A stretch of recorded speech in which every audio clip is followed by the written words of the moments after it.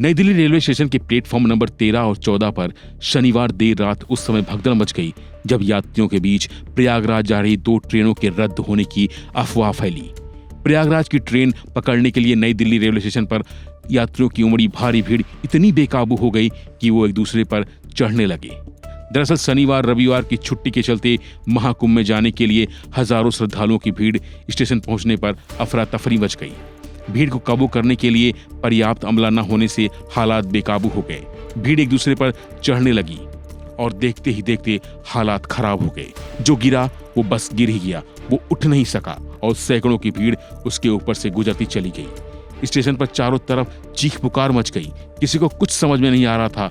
लोग किसी तरह अपनी जान बचाने के लिए जद्दोजहद कर रहे थे और जब भीड़ थोड़ी शांत हुई तो जो मंजर लोगों ने देखा वो देखकर हर कोई सन्न रह गया।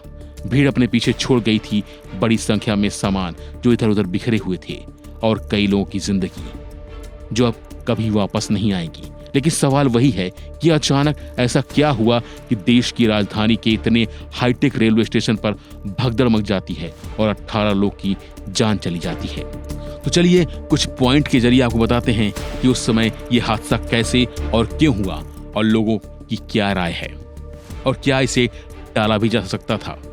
शनिवार रविवार की छुट्टी के चलते महाकुंभ में जाने के लिए हजारों श्रद्धालुओं की भीड़ नई दिल्ली रेलवे स्टेशन पहुंची थी क्योंकि प्रयागराज जाने वाली बहुत सी ट्रेनें यहीं से चलाई जा रही हैं। नई दिल्ली रेलवे स्टेशन के प्लेटफॉर्म नंबर 13 और 14 पर शनिवार देर रात उस समय भगदड़ मच गई जब यात्रियों के बीच प्रयागराज जा रही 2 ट्रेनों के रद्द होने की अफवाह फैली।